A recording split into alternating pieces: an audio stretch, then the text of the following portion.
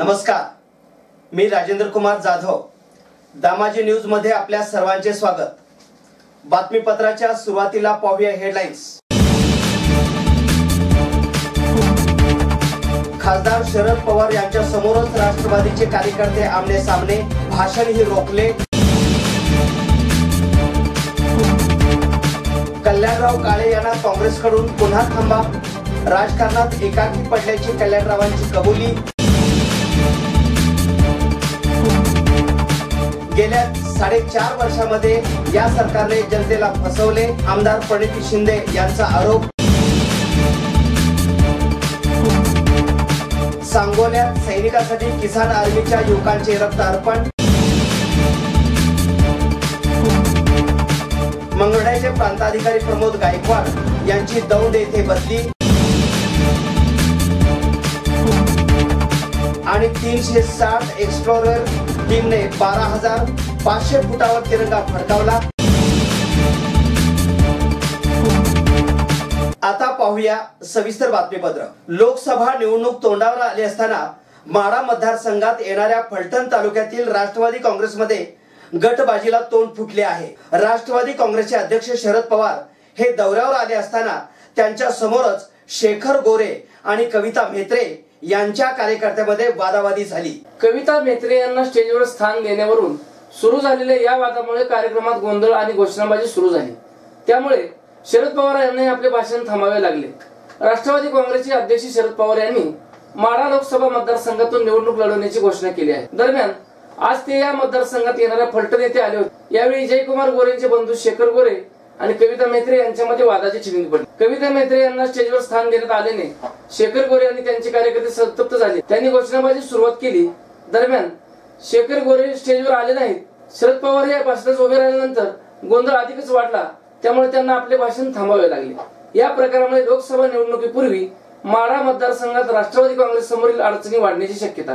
गेल्या 10 वर्षापासून आमदारकीचे स्वप्ने पाहणाऱ्या सहकार शिरोमणी सहकारी साखर कारखान्याचे चेअरमन कल्याणराव काळे यांना काँग्रेसकडून पुन्हा थांबा मिळाला आहे. काँग्रेसचे ज्येष्ठ नेते माजी केंद्रीय मंत्री सुशीलकुमार शिंदे यांनी त्यांनीच आयोजन केलेल्या कार्यक्रमात हा इशारा दिला. आजपर्यंत आपणावर राजकीय अन्याय झाला आहे, पुढे कधीतरी याची भरून काढू असे त्यांनी सुनावले.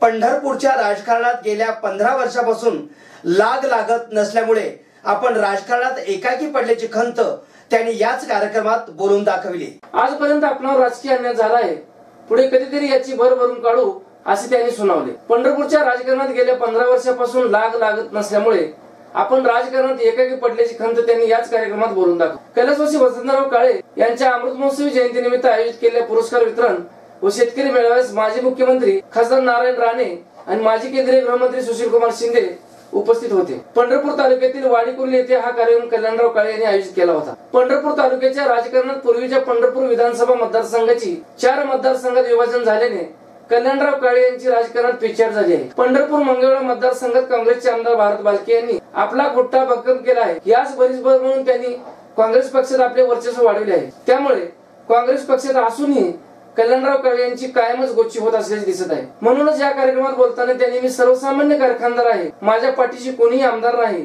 अशी खंत व्यक्त करून आपण राजकारणात एकाकी पडल्याचे 2 माजी मुख्यमंत्र्यांसमोर कबुली दिली आहे. 2014च्या विधानसभा निवडणुकीत कल्याणराव काळे यांनी शिवसेना पक्षात प्रवेश करीत माढा तालुक्यातून निवडणूक लढण्याचे ठरले होते. परंतु ऐनवेळी उमेदवारी नाकारल्याने त्यांनी पुन्हा काँग्रेस पक्षात येऊन आमदारकी लढवली होती. माढ्याचे आमदार बबनराव शिंदे यांनी त्यांना पराभूत केले होते. यावेळी सरकारच्या फसव्या आश्वासनावर विश्वास ठेवून मागील निवडणुकीत सुशीलकुमार शिंदे यांना अपयश आलं. मात्र गेल्या 4.5 वर्षांमध्ये या सरकारने केवळ गाजावाजा केला. योजनांची अंमलबजावणी झाली नाही. ज्या योजना जी कामे शिंदे साहेबांनी आणली त्याचे केवळ उद्घाटन करण्याचे काम येथील भाजपच्या सत्ताधाऱ्यांनी केले असल्याचे प्रतिपादन आमदार प्रणिती शिंदे यांनी केले. मोहोळ येथील श्री संत नरहरी पांचाळ सोनार पुण्यतिथी निमित्त सोनार गल्ली येथे प्रतिमा पूजन व समाजातील गुणवंतांचा सत्कार कार्यक्रमाचे आयोजन करण्यात आले होते. यावेळी आमदार प्रणिती शिंदे बोलत होत्या. यावेळी आमदार शिंदे म्हणाल्या, फेकुगिरीवर विश्वास करणे बंद कर, डोळे उघड सोलापूरकर असे म्हणण्याची वेळ या मतदारसंघावर आली आहे. ऊर्जा मंत्री, गृहमंत्री, मुख्यमंत्री या मतदारसंघाने बनवले त्या लोकांना आता कळून चुकले आहे की येणाऱ्या काळामध्ये या मतदारसंघात काँग्रेसला निवडून देणे ही काळाची गरज बनली आहे. सर्व धर्म समभाव जागृत ठेवणाऱ्या यांचा विचार करून निवडून द्या असे आवाहन शेवटी बोलताना आमदार शिंदे यांनी केले. आता घेऊयात एक छोटीशी विश्रांती. नमस्कार, मी विजय कदम. दैनिक दामाजी एक्सप्रेस या वृत्तपत्राचा 9वा वर्धापन दिन सोहळा संपन्न होतोय आणि त्याच सोहळ्यामध्ये पुरस्कार वितरण सुद्धा होणार आहे. तर या भव्य दिव्य सोहळ्यामध्ये तुमचा लाडका विजय कदम मी पाहुणा म्हणून येत आहे. तुमच्या सर्वांशी सुसंवाद आणि सुखसंवाद साधायची माझी इच्छा आहे. तरी आपण सर्वांनी भरघोस संख्येने या आणि हा सगळा सोहळा दैदिप्यमान करा, श्रवणीय करा आणि त्याचा आनंद लुटा. धन्यवाद. विश्रांतीनंतर बातमीपत्रात पुन्हा आपले स्वागत. पुलवामा येथे शहीद झालेल्या जवानांना श्रद्धांजली अर्पण करण्यासाठी आणि भारतीय सैनिकांना पाठिंबा देण्यासाठी मेणबत्त्या लावण्यापेक्षा किंवा फुले वाहण्यापेक्षा किसान आर्मी व वॉटर आर्मीच्या युवकांनी सांगोला तहसील कार्यालयासमोर स्वतःचे रक्त अर्पण केले. यावेळी रक्त अर्पण करताना 65 युवकांनी रक्तदान शिबिरात रक्तदानही केले. सांगोला तहसील कार्यालयासमोर शुक्रवारी झालेल्या रक्तदान शिबिरामध्ये सर्व जाती धर्माचे लोक सहभागी झाले होते.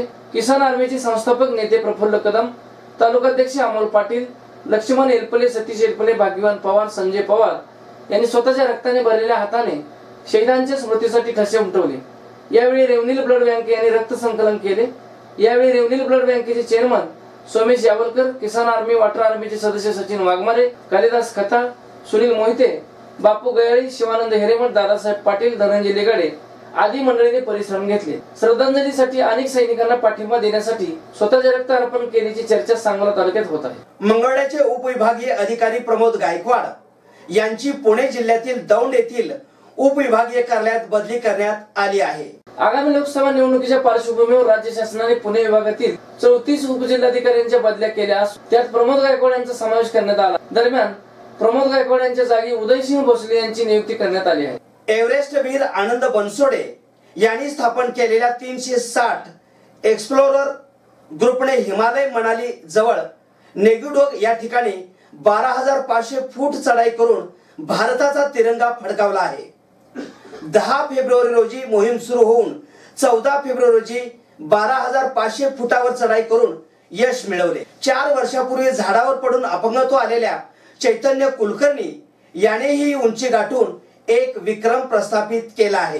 गेली वर्षभर एव्हरेस्ट वीर आनंद बनसोडे यांच्या मार्गदर्शनाखाली शारीरिक व मानसिक तयारी तो करत होता. मुंबईमध्ये सध्या काम करत असलेले गणेश नारकर, रमेश कलेल यांनी ही उंची गाठण्यात यश मिळवले आहे. याच काळात मनाली परिसरात हाय अलर्ट होता व सतत बर्फ पडून सर्व वाट निसरडी झाली होती. घसरला रस्ता, धोक्यात हरवणारी वाट, वरून पडणारा बर्फ, बदलते वातावरण इत्यादी अनेक अडचणींना व आव्हानांना तोंड देत सर्वांनी नेगेडुग हा ट्रेक पूर्ण केला. पुन्हा एक नजर हेडलाईन्सवर. खासदार शरद पवार यांच्या समोरच राष्ट्रवादीचे कार्यकर्ते आमने सामने, भाषणही रोखले. कल्याणराव काळे यांना काँग्रेसकडून पुन्हा थांबा, राजकारणात एकाकी पडल्याची कल्याणरावांची कबुली. गेल्या 4.5 वर्षामध्ये या सरकारने जनतेला फसवले, आमदार प्रणिती शिंदे यांचा आरोप. सांगोल्यात सैनिकांसाठी किसान आर्मीच्या युवकांचे रक्त अर्पण. मंगळवेढ्याचे प्रांताधिकारी प्रमोद गायकवाड यांची दौंड येथे बदली. आणि 360 एक्सप्लोरर टीमने 12,500 फुटावर तिरंगा फडकावला. हे होतं आजचं बातमीपत्र. पुन्हा भेटू एका नवीन बातमीपत्रासोबत. नमस्कार.